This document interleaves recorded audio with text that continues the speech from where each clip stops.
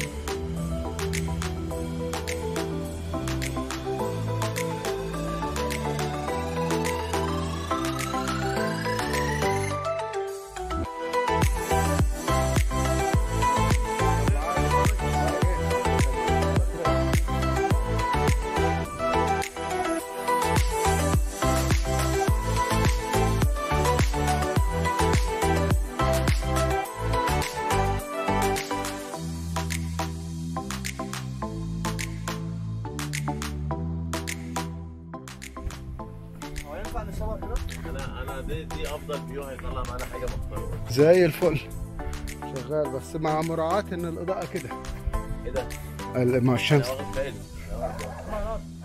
واخد بالي كده الشمس كده الشمس على ما نبتدي نصور هتيجي هنا دلوقتي فبالتالي ده هينور شويه. شغال. انت عايز تبقى مكانك كده؟ انا ممكن ابتدي كده اقول لك انا هبتدي شايف الفيديو ده جمال يتولع فيه. ايوه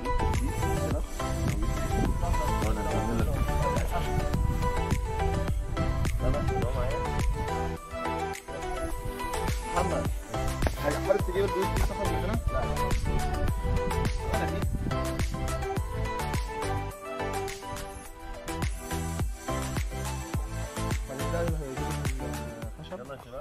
انت عندك بقى برنامج ان انت تلف محافظات مصر او كده؟ انا باذن الله يعني احنا ناويين ان احنا نلف كل محافظات مصر. ابراهيم تعالى فين؟ تعال. ناويين ان احنا نلف محافظات مصر وبعد كده اما نغطي كل اللي في مصر ان شاء الله. يعني الحلم من احلامنا يعني احنا نسافر بره مصر والله، نصور في طبيعه بره في مصر. في اي اماكن في العالم فيها ريف يعني هيساعدنا ان احنا نطلع حاجه كويسه باذن الله. تمام ان شاء الله. فابراهيم بداتوا من امتى يا استاذ ابراهيم؟ انا بادئ يوم 15/1/2023 بقالي سنه وشهر. فابراهيم تعرفنا على بعض من 5 شهور او 4 تقريبا يعني. فهو بقى ايه كلمني فقال لي تعالى انا عندي مكان ممكن نصور فيه فيديو كويس وانا بطبخ وبيعمل اكلات عندي اللي هي في اتميده دي تبع بلده الثانيه بقى. بلده فين؟ استاذ ابراهيم من الغربيه. ما صح الاكلات هنا وهنا. خدت بالي. ابراهيم غربيه وانا دقهليه. تمام. هو كلمني ورحت له قلت له تمام نصور فيديو مع بعض. فكان اول فيديو عملناه كان فيديو هو جاهز فطار. كان المشهد بتاعنا على النيل وكده في بلد. فالحمد لله صورت الفيديو ده والفيديو ده ما شاء الله نشرته جاب حوالي 1,000,000 وشويه. نشرته على فبعد كده الصراحه انا رحت عند ابراهيم ورحت عند الناس اللي هناك واهل البلد ناس محترمه جدا. وابراهيم يعني الصراحه حببني في البلد يعني هو شخصيه جدعه يعني. فمن يومها بقى بدانا مع بعض بقى. هو نعمل عنده فيديو نعمل عندنا فيديو. صحيح. فبدانا نكمل بعض ونطلع بره اماكن بره المحافظه وكده. كويس الفكره ان انتوا جيتوا اسوان كمان. الحمد لله ده شرف الحمد لله. يعني اسوان فيها مناظر طبيعيه يعني. انا صورت فيديو اول امبارح في الصخور في الكامب هناك.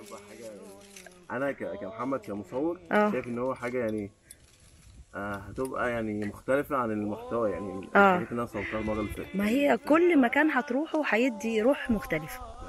مشاهد انا كنت كمصور انا يعني الحمد لله الواحد عينه كويسه يعني بيشوف الحاجه اللي بتشد عينه. فانا لما شفت المشهد هناك لا انا كنت عمال اتنطط له وانا بصور.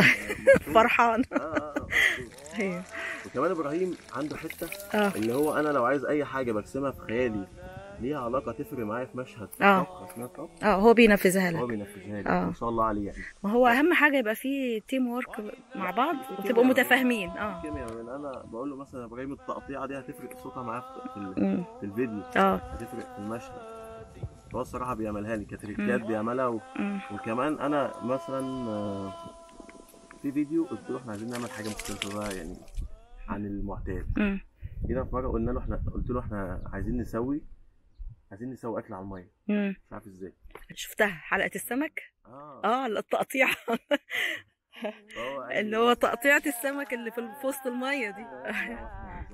ايوه يومها بقى الصراحه يعني كان فيديو صعب، كان معانا حسن وكان معانا جمال، فالشباب ساعدونا جامد الصراحه ان احنا نطلع الفيديو. تصويره صعب كمان جدا، فضلنا واقفين في الميه حوالي 5 ساعات اللي هو واقفين في عز الشتاء. ايوه فلا يعني بس الشغل الحلو يعني بيبسطك انت الاول قبل ما انا لو مش بعمل حاجه وانا مبسوط صح اللي قدامي مش هيشوفها وينبسط.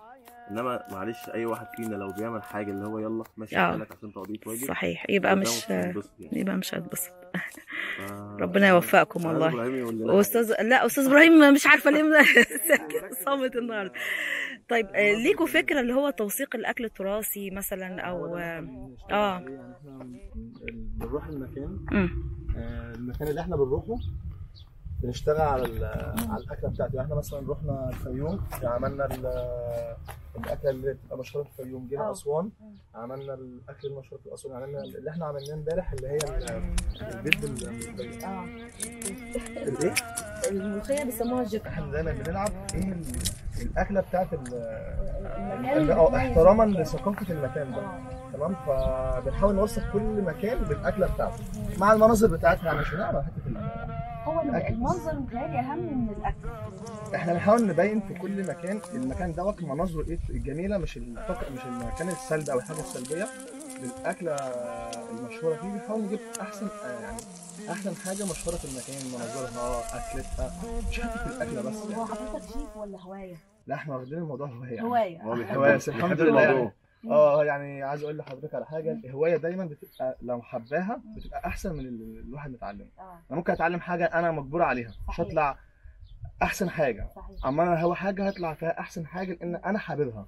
يعني دايما الواحد لما يكون حابب حاجه بيطلع احسن من اللي اتعلمها اصلا، لانه هو حابب هو مش يعني قصدي حضرتك مش بتعمل الاكله بالتكات والتركات والكلام ده اكتر ما انت بتاخد حب في الحاجه. انا بحب الحاجه فهطلع حاجه عظيمه. ومتهيألي الاكتر كمان ان انت برضه ليك رساله ان انت عايز تعمل تسويق سياحي. بالظبط، اكيد طبعا اكيد طبعا يعني الموضوع مش موضوع طبخ عادي. طب انا هقول لحضرتك على حاجه، احنا في الريف عايز اقول لك احنا بنكلمنا ناس من الريف، ناس يجوا الريف كميه مش هتتخيليها، من بره مصر ومن هنا ومن هنا، اللي هم عايزين يجوا اساسا يعملوا سياحه في الريف. يعني الحمد لله هم شافوا الريف يعني احنا بدانا نوصل الرساله ان الريف مش ريف، يعني مش حاجه عاديه، يعني ان يبدا كمان يبقى سياحه. الريف بتاعنا اللي الناس شايفاه عادي لا يبقى في سياحه كمان.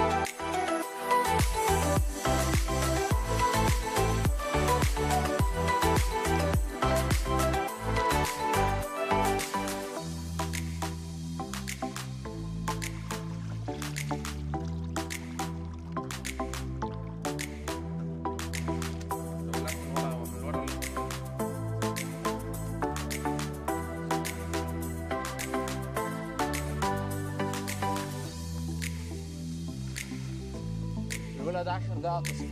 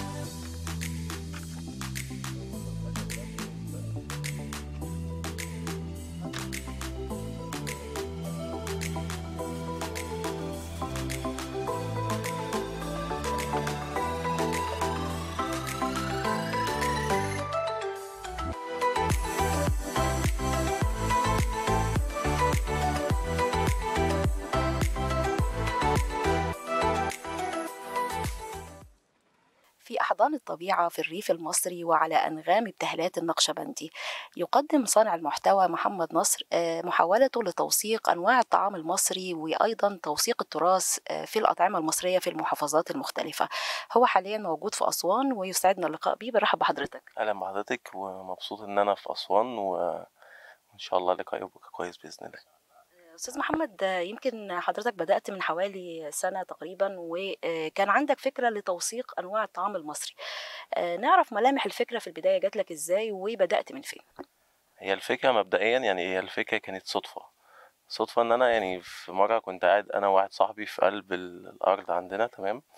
قلت له يلا نعمل فطار وإحنا قاعدين في المكان، فأنا قلت له أنا هنعمل فطار وبعد كده أنا هصوره ونحاول أثناء العمل الفطار نظهر المظاهر الطبيعية الموجودة حوالينا وكده.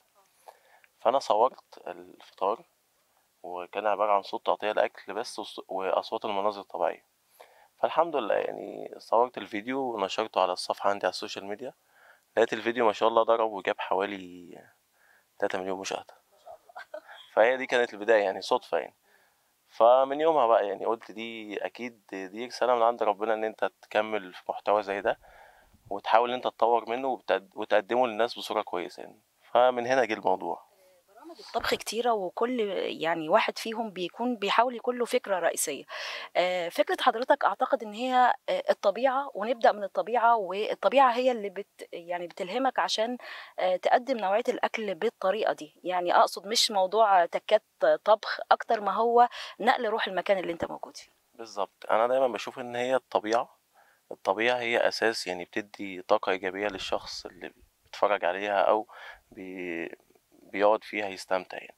فالمنظور ما كانش منظور أكل زي ما هو منظور اللي أنت تبين تفاصيل الجمال اللي موجودة في الريف المصري عندنا، زائد إن أنت بتضيف لي الحاجات اللي ليها علاقة بالتراث بتاعنا في الريف، الأكلات، المناظر الطبيعية، الحاجات اللي بيستخدمها الفلاح المصري، الحاجات اللي بيزرعها، الكائنات اللي موجودة كائنات، والحاجات دي كلها بتظهر تفاصيل. زائد ان انت انا في اخر الفيديو مثلا باجي في اخر الفيديو بعمل مشهد مثلا لاكلات احنا مشهورين بيها عندنا، فده كله بيكمل بعض.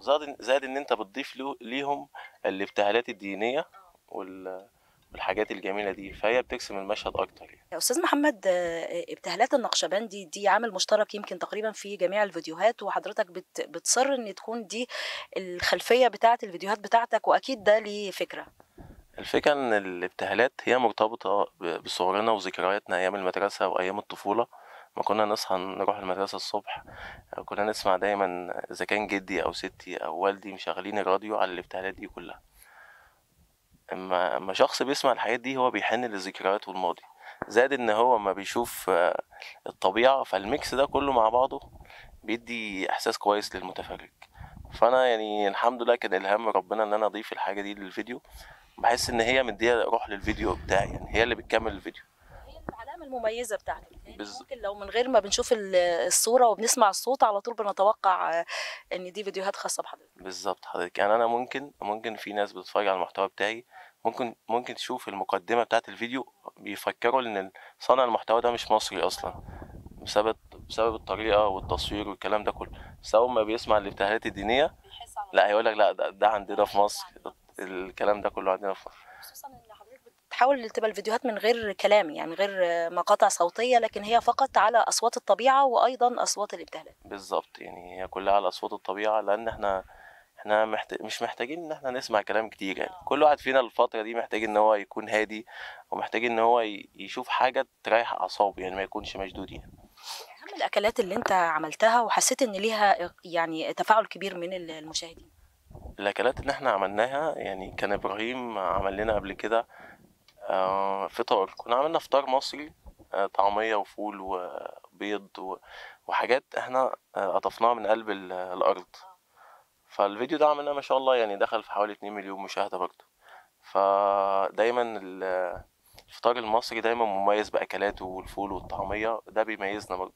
فالفيديو ده انتشر جامد. زائد ان المحشي من الأكلات برضه اللي هي يعني بتجيب تفاعل كويس مع المشاهد وبتميز المصريين المحشي يعني. فدي الأكلات اللي اتشافت أكتر معانا.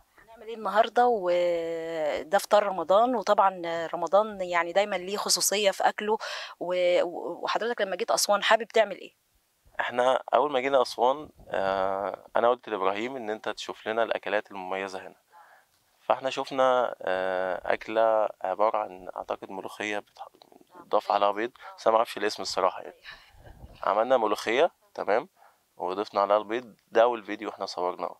زائد ان احنا لسه هنعمل اكله اسمها عصيده اعتقد، صح؟ عصيده. وزائد ان احنا النهارده هنعمل بقى ايه، هنعمل كبسه. نعمل كبسه في الاجواء دي كلها ان شاء الله، ونشوف اجواءكم في التصوير ونشوف بتعملوا ايه باذن الله. يلا بينا.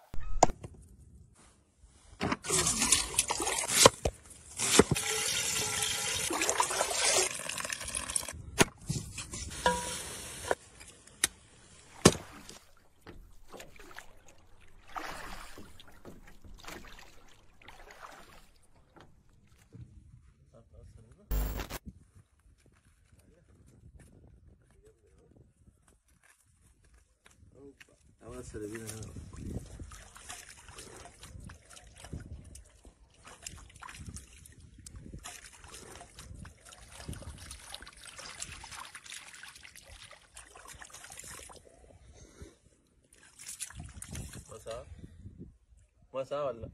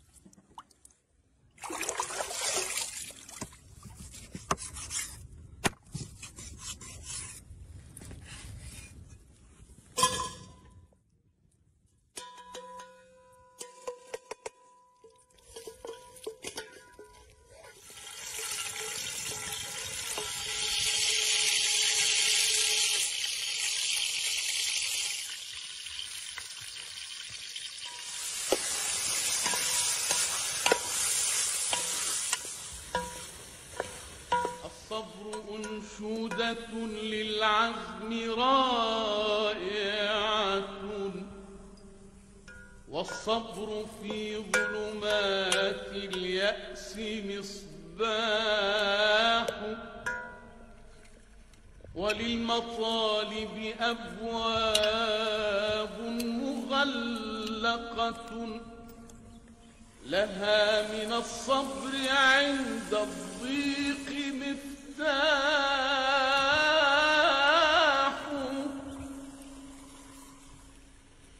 وللمطالب أبواب مغلقة، لها من الصبر عند الضيق مفتاح، فاجعله يا رب، فاجعله يا رب حصنا من يلوذ به في الضر يأمن أو في اليأس يرتاح، واكتب لنا أجره وانصر به فئة غدوا إلى الحق أو في صحبه راحوا،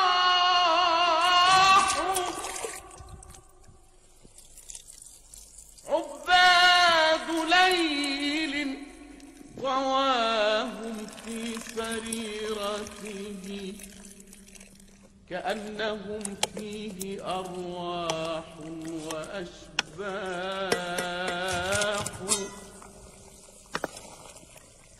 عباد ليل طواهم في سريرته، كأنهم فيه أرواح وأشباح، فحارس في عباب البيد مرتقب، فحارس في عباب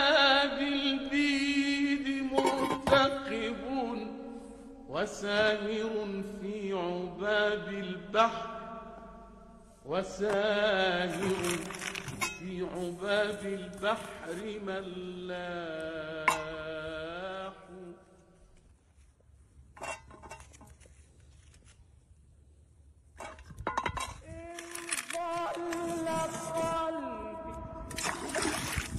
قلبي أنت تعرف، أنت تعرف، أنت تعرف، أنت تعرف، أو كان ذنبي عظيما أنت غفار. نشكركم مشاهدينا ونلقاكم في الحلقة القادمة على الطبلية.